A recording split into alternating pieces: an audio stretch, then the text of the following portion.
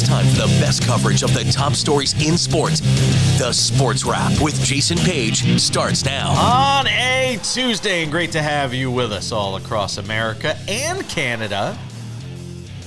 A lot to do over the next 60 minutes. Oh, Canada.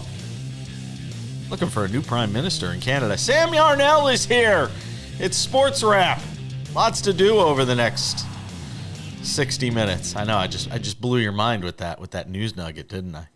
You heard that news, right? Justin Trudeau is stepping down, resigning. It's done. Allegedly. No, he said he's done. He made a speech. Oh, he said he's doing it? He's done. He's done. Oh. Justin Trudeau, it's a wrap. So anyway, lots to do over the next 60 minutes of the show. We got a busy one today. AJ Perez from Front Office Sports, AJ Perez. He broke the story on this Fox Sports controversy. I don't even know what you want. Sex controversy? I don't know. We're going to talk about it with him and let him better explain exactly what's going on and what it means for the future at Fox Sports, particularly for a bunch of personalities that are embroiled in said controversy. Chris Perkins from the Sun Sentinel in Miami will stop by the show, get his thoughts on Tyreek Hill's comments following the Dolphins' Week 18 loss to the Jets, saying he's out. What does it mean for that team? What does it mean for sort of Mike McDaniels and his sort of hold on that team, too, as they move into another offseason after a disappointing 2024? We'll get into that as well. TGL, did you know? Tiger Woods indoor golf thing with Rory McIlroy, it kicks off on Tuesday night. ESPN's got the rights to it. That should be interesting. We will get into that. Ryan Ballinger will join us on the show tomorrow, by the way, to recap what we see at TGL. I texted him yesterday and said, you want to come on Tuesday? He goes, I don't know what we'd talk about. I don't know what it's going to be. Okay. So we'll talk about it on Wednesday instead, when Sam has the day off, and I need tons of people to surround me. Also, Odds and Ends, we'll finish it in grand style. WWE debuting on Netflix last night. It was a huge success. We'll get into that as well. But Sam, let's look into our crystal ball, shall we, on this Tuesday edition of the show and start to try and figure out what the playoffs look like, what this wild card round looks like. Obviously, you've got the Chiefs and Lions with the bye, and they'll get the week off. But some intriguing matchups, Sam, as we look into this opening weekend of the playoffs, starting with the Chargers and Texans. By the way, we have not mentioned this yet. Both LA teams are in the playoffs, which is kind of cool because at least for a moment they can dream of a what would they call it? A freeway? What would you even call it when you're in the same city? In the same stadium. Yeah, it would be the SoFi Super Bowl. There you go. Good job. SoFi Super Bowl. No free ads. No free ads, SoFi. So Chargers and Texans, I thought the Texans were a fraud all along. They go and get Deontay Johnson to try and help that receiving core with all the injuries they've suffered there. What do you make of this matchup? They go and get Deontay Johnson. The same Deontay Johnson who went a calendar year without catching a touchdown. Yeah. The same Deontay Johnson who got signed to another team. I'm sorry, I don't even remember if he was signed or traded to the Ravens at this point, and then just didn't show up for work. Yeah, that guy's going to be a huge difference maker. Yeah, no chance. Chargers. I'm still not 100% sold on the Chargers. Didn't the Chargers go and sign Ezekiel Elliott? Did I see that correct? Practice squad. Hey. But that's only because that running back room has been banged up this year. Yeah, it absolutely has. And Justin Herbert, every time I watch a Chargers game, it feels like Justin Herbert's on his ass. Every game. It just feels like he's getting knocked on his ass every game. It's like Joe Burrow. It's just always getting hit. It feels like that'll be a fun one on Saturday. Steelers, Ravens. Boy, I tell you, Baltimore's got to be saying to themselves, we would have liked to see anybody except our division rival. Think about it. Give me the Broncos, who they mollywopped earlier in the season. Don't give us this Steelers team that just finds, and all season long, found ways to win games. Now, it was leaking oil down the stretch here, Sam, and the line is indicative of that with the Steelers getting 9.5 which seems like a lot. I to see me. 10s in the market, Jason. Really? I see 9.5 right now on FanDuel, but I that is a lot of points. But I'm just saying, like, the fact that there are 10s in the market, the book is leaning towards the Ravens side of that 9.5, which is ludicrous to me. Yeah, I agree. Are you kidding me? Mike Tomlin against a division opponent. Lamar Jackson, I'm going to sound like Jason Page here, in the playoffs. Yes. What are we doing here? You're going to give me double-digit points with a team that's got the defensive player of the year lining up against them, and an offense in Baltimore that has a banged-up wide receiver one in Zay Flowers, and their best defensive players banged up as well in Kyle Hamilton? What are we talking? Steelers might win this game outright. Sam, that was my next point. Plus 420. I mean, you want to talk about value? My God. I mean, I'll take that all day and twice on Sunday. Yeah, I like the Steelers plus the points, and I am definitely contemplating a money line wager there as well. Denver and Buffalo. Sam Yarnell, our first game on Sunday. I know what you're probably going to say, that you feel good about the Bills, and you probably should. But, Sean Payton brings up a good point in the post-game locker room celebration the other day. He says, look, this is a young, dangerous team. And it is. I mean, it's the youngest team in the league, I think, statistically. I mean, you got to feel good if you're a Broncos fan that you're in the playoffs. Still, I can't see Buffalo losing in this spot. Yeah, no chance. No shot. I don't know why this number's 8.5. Does not make sense to me, and that's been moving because it opened. Well, people are hammering the Bills. It opened 7, which made no sense to me. The book just got it wrong with this matchup. Yeah, opened wrong. Yeah. The book did not get a good read on this matchup. Listen, we know the quarterback, the history of rookie quarterbacks in the playoffs. Look it up. It's not good. It's very bad. Jason mentioned one of the youngest teams in the league. Listen, in 2 years, this Broncos team will compete for something. Right now, I just don't see it. I don't see Bo Nix going on the road as a rookie in the playoffs and making a stand. I quite frankly think that they don't even cover this spread by a touchdown. I think this is a 15, 20-point game. Yeah. I don't know. It's just such a suspicious line, but I say it every week. Vegas gets at least one game wrong every week, and this might be the one where they got it wrong. We're going to come back. I want to do the other 3 games from Wild Card Weekend. We'll come back, get to that as we continue. Sports Wrap on this Tuesday. Don't go anywhere.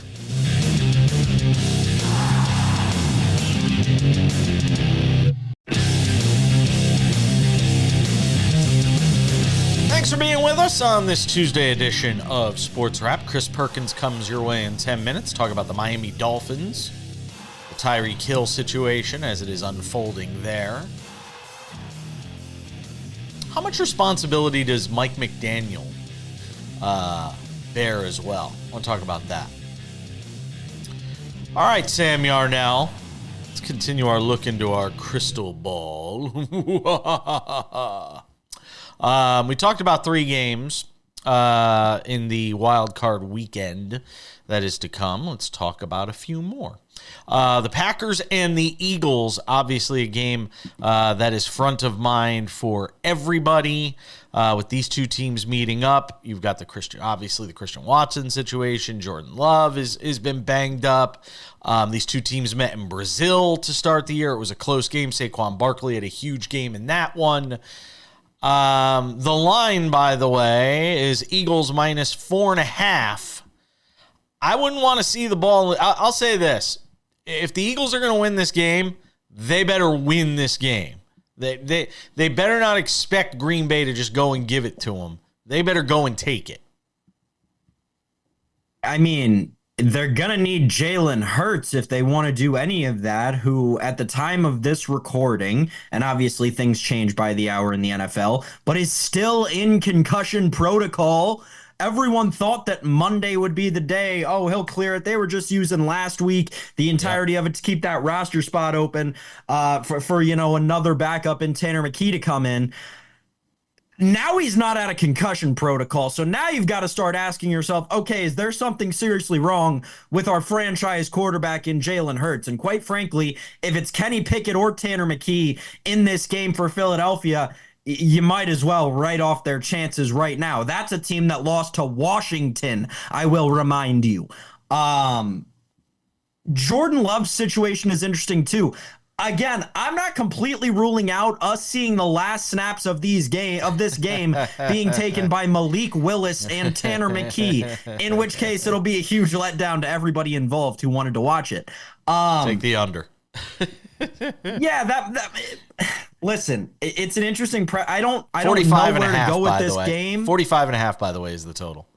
I don't know where to go with this game because of all of the uncertainty surrounding it. Either way, I kind of lean Green Bay, honestly. I don't think you're that far off base. If somebody gave me Sam Yarnell's money and said go ahead and mortgage the truck and put a lien on the truck and don't be afraid to lose it, I'd probably take Green Bay too. If I were going to. I don't know if it's like again, because of so much uncertainty around the quarterback position in that game, I think it's difficult to take a position. The only thing I think I like regardless is probably the under. I think the game's going under regardless of who's playing. That would be my best bet. I think the best game of the weekend is Commanders Buccaneers. I think that's the best game of the weekend. We know what Tampa Bay has been. You've got Mayfield versus oh my God, I'm blanking. Mayfield versus the Jalen Daniels. Sorry. Oh my goodness. You got Daniels versus Mayfield and the whole Pro Bowl conversation that's taken place there between those two. Who made it? Who didn't? I like Tampa Bay, but I tell you, don't let Jalen Daniels have the ball with under 2 minutes left in a one-score game. Yeah, this is an unfortunate matchup for me because the Commanders were the team that I came into the season saying, hey, don't be surprised if this team makes the playoffs. And, day after the last Super Bowl, I said, let's bet the Commanders 150-1 to win the whole thing. Why not? Those of you who tailed on that, you're sitting pretty right now. Take the payout. And then the Buccaneers, who I said all season are contenders to make a run in the playoffs and play in the NFC Championship game. Really caught between a rock and a hard place with this one for me. I bet the over and have a good time, but I couldn't tell you who's going to win this game right now, right? Dan Quinn, successful postseason coach. On the other side, Tampa Bay is a team that you've got some skill position players that have a lot of postseason experience. I don't know. This game is going to be tough. I'm with you, though. It's probably the best game of the weekend. Yeah, and I'll tell you what. I think the total's about 2 points off. I think it could have easily been 52.5. I think that's a missed number. I kind of like the over in that game as well, between those two teams. Vikings and Rams, the other half of the LA equation in this postseason. Obviously, we saw what happened to Sam Darnold and the Vikings on Sunday night, and I mean, look, if you're the Rams, do you borrow sort of the game plan that we saw from Detroit and just throw the kitchen sink at Sam Darnold? I don't know. Listen, betting-wise, this game, the Vikings are the favorite right now. That's gonna flip. The Rams are getting hammered by the public. They are a public darling in these playoffs. They're mine.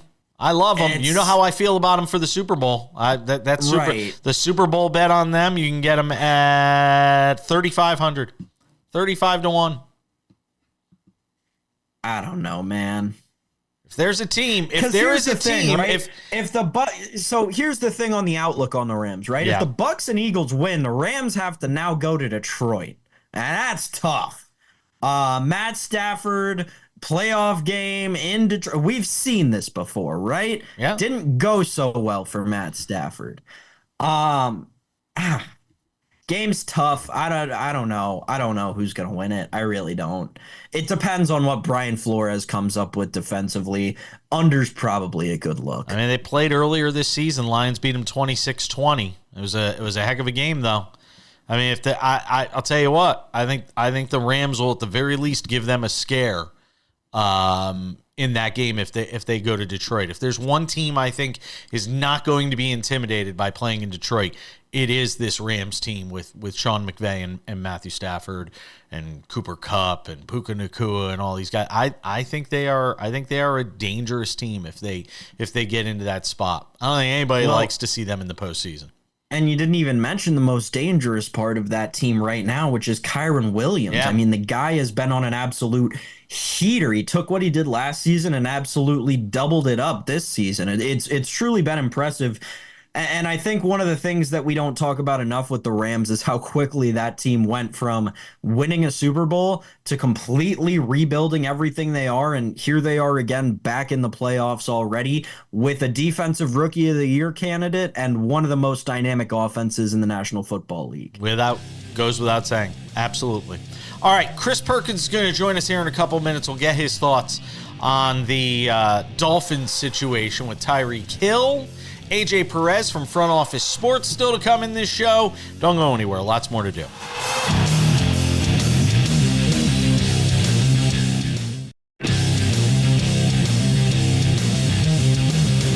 Welcome back to this Tuesday edition of Sports Wrap. Still to come, AJ Perez from Front Office Sports. I keep saying Front Row. Front Office Sports. Talk about this whole Fox Sports backstage drama, I guess you could say, that has been going on involving Joy Taylor. Let's bring in our friend Chris Perkins. Give us a few minutes on the show. Chris Perkins does a great job, a Dolphins columnist with the Sun Sentinel in Miami, and he hangs out with us on Sports Wrap today. I wanted to get you on in the light of sort of what happened here with Tyreek Hill, and has certainly drawn a lot of conversation with his comments following the Week 18 loss against the Jets, where he basically said, "I'm out. Got to look out for me. I wants a better situation." This coming from a guy that just signed a contract last offseason, has a couple of years left on it, Chris.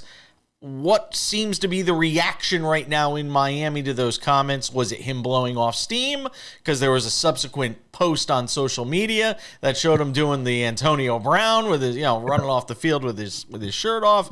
What's the reaction, 36 hours after all this? People don't like it. Like fans are fed up with Tyreek and his antics. And so, with Tyreek saying that he wants out, there's a large contingent of fans saying, good riddance, there's the door, get out of here. Here's the problem with that, Jason. Tyreek remains by far the best player on that team. That's with all due respect to Jalen Ramsey and Tua and Jalen Waddle and everybody else. And you're going to get pennies on the dollar if you trade them away. Not only that, your offense has nothing without Tyreek. Like, I know Devon Achane is coming back, and Jonnu Smith, and Jalen Waddle, and Tua, but Tyreek is the one who makes it all go. So the Dolphins are in a very tough situation here where, yes, they did just restructure Tyreek's contract, and yes, he is the best player on your team, but he acts like a knucklehead sometimes, Jason, and you've got to deal with that. Like, you cannot allow this behavior to continue. So you either get tough with Tyreek or you have to deal them for pennies on the dollar. It's kind of funny in Miami right now. You've got Jimmy Butler, who wants out, huge star, aging superstar, and he wants out of Miami with the Heat. And now you've got Tyreek Hill saying the same thing. Everybody's starting to say, what's wrong with Miami? Nobody wants to stay there. I love it here, Jason. It's like 70 degrees today. It's beautiful. Come on.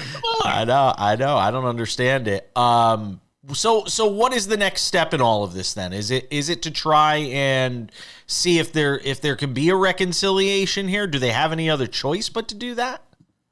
I think that's what you do. You get Tyreek to come out and say that, he was just speaking in heat of the moment. Matter of fact, later on today, in a couple of hours, General Manager Chris Greer and Coach Mike McDaniel will have their annual season wrap-up press conference. So we'll see what they have to say. I will say this, Jason.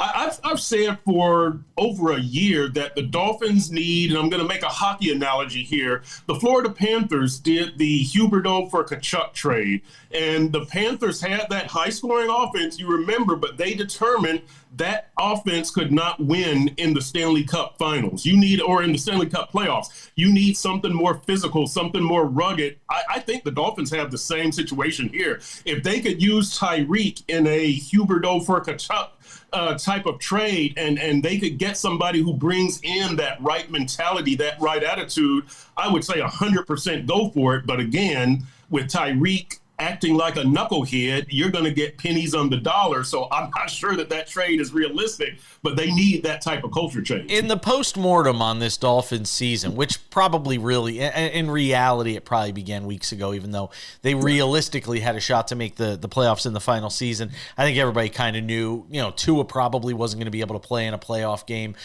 dealing with injuries, the concussion again this year. In the postmortem on this Dolphins team, what seems to be the prevailing wisdom about why it all went wrong? Is it as simple as Tua not being on the field? No, it's not. Here's the origin of it to me is that you had this gimmicky offense that was pretty much based on Tua to Tyreek, Tua to Jalen Waddle. And teams figured it out. And I was writing about this and yelling about this last year against playoff teams last season. The Dolphins were 1-6. Last season, when Tyreek had 100 yards receiving, they were 8-0. When he didn't, they were 2-7. Good teams knew this. The Dolphins did nothing about that in the offseason. They came back with the same plan, and now everybody was like, well, we're just going to shut down Tyreek, and you're not going to be able to score. So you take that, you take the problems with Tua's health, you take the problems with having an inadequate backup quarterback, and now you start to see what happened. This wasn't something that happened mid-season. The seeds for this were planted last season. The Dolphins chose to ignore it, and now they're paying the price right now. Is the backup quarterback situation something you think they will actually finally address in this offseason, seeing as the last few years they haven't? Oh, you've got to, Jason. Like that. You should be fired on the spot if you don't improve the backup quarterback situation, right? I mean, Tua missed 6 games this year. Like in 2 of the 3 seasons under Mike McDaniel, Tua has missed significant time. You've got to address backup quarterback. Got to. Yeah, I agree with you. Where else do they go? You mentioned Mike McDaniels, who we haven't really discussed that much in the context of the failings of this team. How much of it falls on the head coach? Oh, a lot of it. I mean, the vast majority of it, because look, Mike McDaniel is basically the de facto general manager here. Chris Greer wears the GM title, but Mike McDaniel pretty much picks all the personnel. He's picked the system. His fingerprints are over this team more than Chris Greer's fingerprints. So that is where it all starts. Look, you've got to design a whole new offense for next season because obviously the deep throws to Tyreek and Jalen Waddle is not going to work. That's been figured out. The dink and dunk offense they went to the second half of the season as a fallback position, that's not going to work. You've got to come up with a new offense within the Shanahan system, and I think they need to do something like San Francisco does, where you're strong at numerous positions, not just at wide receiver. It's hard to get a George Kittle and a Deebo Samuel and a Trent Williams and a Christian McCaffrey. I understand that, but you've got to move in that direction of a more balanced, even offense that can't be shut down when they shut down one person. So that's what McDaniel has to do initially. I only have 30 seconds here. Where do you think their first need in the draft is? Ooh, boy, that's a tough one. Free agency, look, they're going to need safeties. They're going to need guards. They're going to need interior defensive line. They need a lot, Chris. Yes, and they need a slot receiver because the OBJ experiment didn't work out. So, take your pick. There's a lot of places they could go, but they've got to hit on their draft picks. That's the key. Yeah, certainly is. Chris Perkins does a great job on the Miami Dolphins, columnist down there with the Sun Sentinel. Chris, always appreciate it. Thanks for coming on throughout the season. I'm sure we'll talk to you again soon. Thanks, Jason. Lots more to do on Sports Wrap on a Tuesday. Don't go anywhere.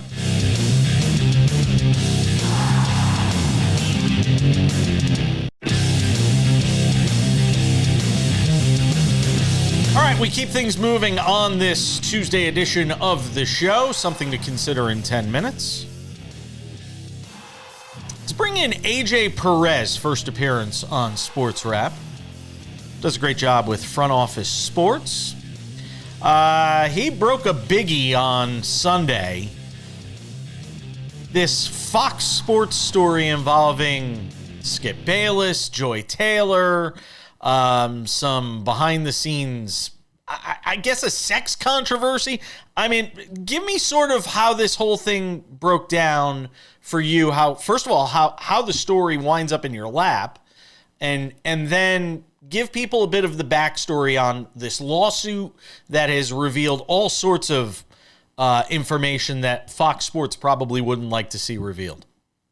Yeah, I work on Sundays as a personal trainer, and the weekends actually. It's my side business, and I was, driving to work, and one of my friends, Daniel Wallach, he's co-host of the Conduct Detrimental podcast, was like, "Hey, I got something." I was like, he was like, I think it's pretty big, and I was like, well, then he sent me the complaint from Friday, and I'm like, oh, wow. That is huge. I've covered a lot of these. I covered the NFL Network, for example, in 2017 when a wardrobe employee made a series of accusations that led to several departures from NFL Network. There's a lot of turnover, including Donovan McNabb and a bunch of others. So I was like, this was not the same attorneys. I didn't get it from them. The attorneys. The attorneys probably took 26 hours to get me a statement. So that's the whole thing. Is a lot of these things are set up with outlets. It's a lot of these lawsuits, and we're not always the number one outlet to get it. But fortunately, Dan sent it over, and I was very thankful. And we really, Mike McCarthy and I went through the lawsuit, and we took pains to frame it properly. Again, that we link to the lawsuit, since I put every single filing that I write about in my stories. And people, it's as much as how painstakingly you can frame something. When you link to the lawsuit, people are going to find things in there to glom onto and to make a big deal out of. And obviously, Skip Bayless's reputation among fans, he's a heel. So, I think a lot of sports fans, or a lot of, people in general, kind of hopped on that. And then there's a lot of collateral damage. I think, obviously, Joy Taylor being named as the defendant along with Skip Bayless. And then Charlie Dixon is the executive at FS1, who was also named as a defendant. There's a lot of things there. Yeah. And I guess what I'm trying to figure out, AJ, is, how this sort of stayed under wraps for so long in an industry where everybody talks. I've heard a lot about Joy Taylor over the years. I never heard this. And I know people that know her. It kind of surprised me that what's laid out in this report is essentially Joy Taylor and almost admittingly sleeping her way to the top and sleeping her way into on-air roles at Fox Sports. Is that the biggest takeaway? Is it the Skip Bayless stuff? Is it that this culture was festering there that allowed for this to happen? What is the big top line of all this?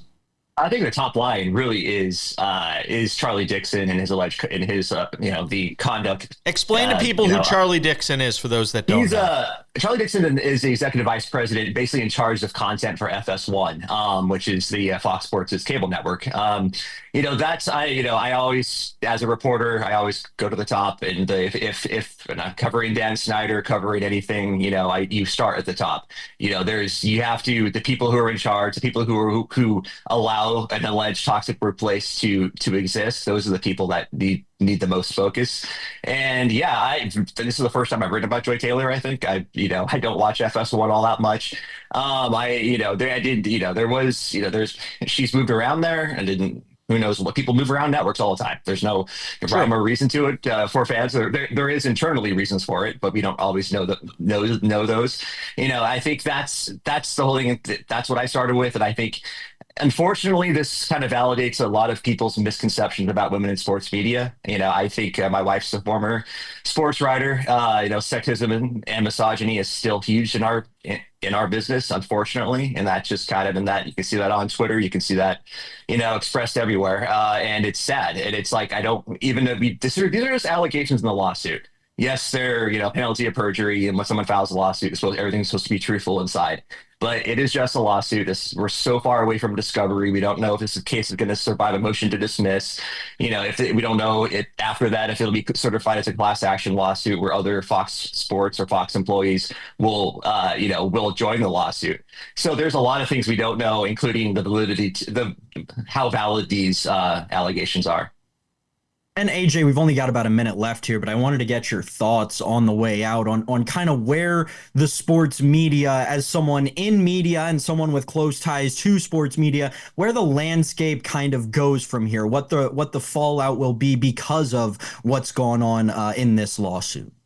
Yeah, having covering these kind of sexual harassment lawsuits before these types of lawsuits, it's usually you see departures, you see executives leave, and we don't know about Charlie Dixon. Fox Sports is being pretty quiet about things, about his future. And if it's valid, if there's evidence that she says she has, that's going to be pretty troublesome. And I think usually you see some departures from networks when these things go down. Yeah, I think that's what I'm most interested in, is the fact that nobody's commenting so far. That this thing's 36, 48 hours in so far, and nobody's saying anything. And I don't know, AJ, does that surprise you? Not really. It's kind of like once the legal process starts, the lawyers get involved, and it's out of the hands of the PR people. It's out of the hands of even really. It's not in Joey's best interest or Skip's to come out and say anything. AJ Perez, terrific job. Congratulations on the huge breaking story with Front Office Sports. Hopefully we can get you on again as this story develops. Yeah, thanks for having me on. We're coming back. Lots more to do.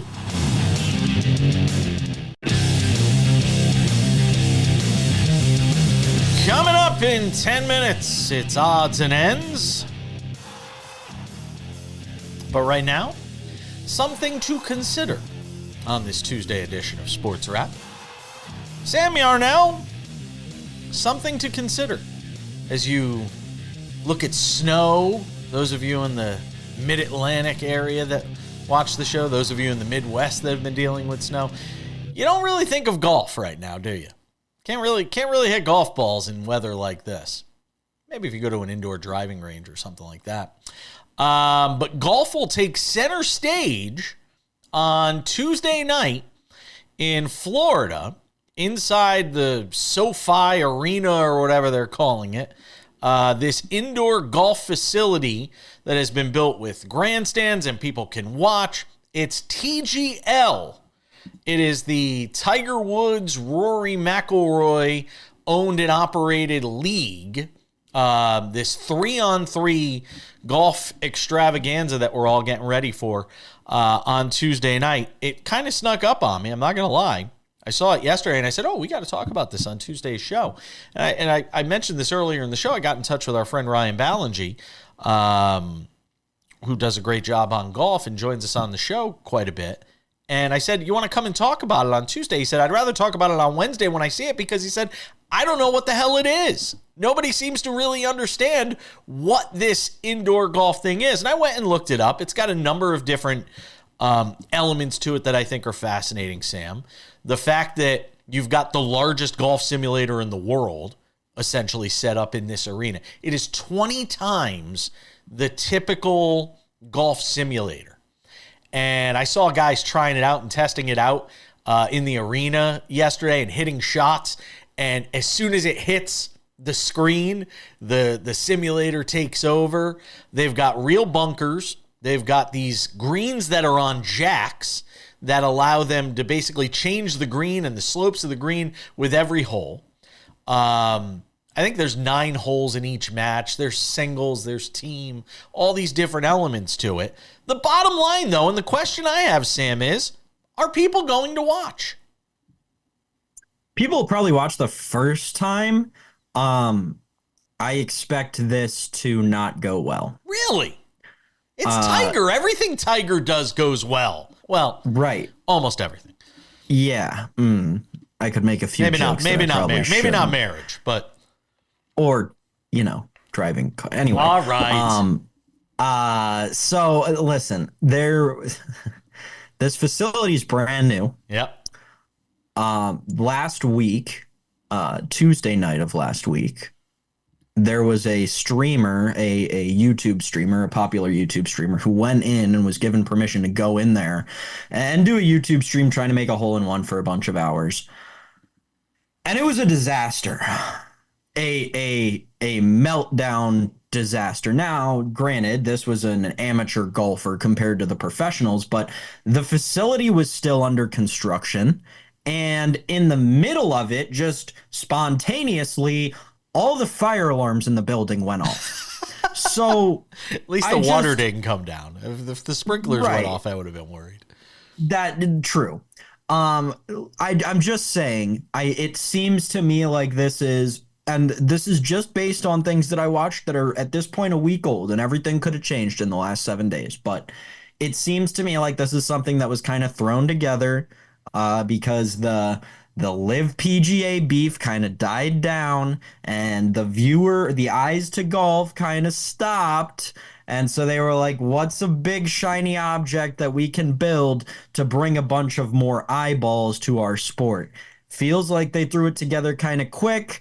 I just don't have a lot of confidence in the product, Jason. I'll tell you what my biggest gripe is with this whole thing. It's going to sound weird, but I'll get to it in just a second. First, got to talk about our friends over at Credit Associates. Who do you think is going to be the Super Bowl MVP this year? Maybe it's Josh Allen, certainly at the top of the list. Lamar Jackson, perhaps. What if you could be the MVP of your finances? With Credit Associates, you can. They'll help you settle your credit card debt for up to half of what you owe. It's like scoring a game-winning touchdown, but for your wallet. It's Halfuary right now. Halfuary. Take the first step towards financial glory. Call 1-800-747-5362. 1-800-747-5362.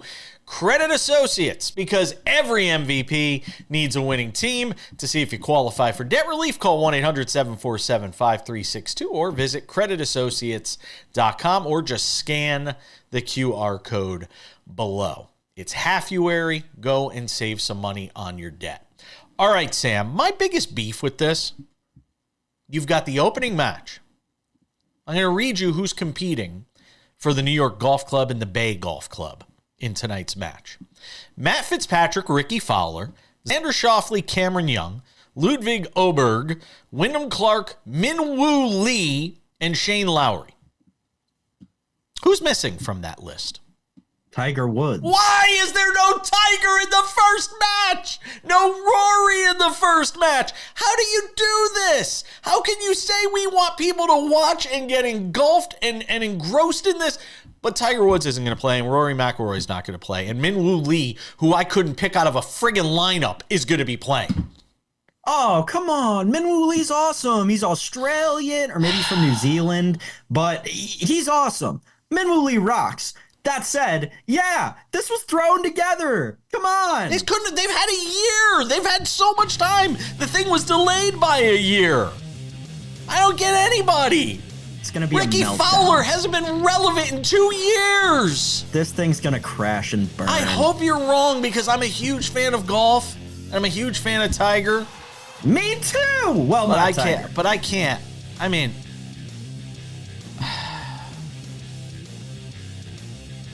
odds and ends are next.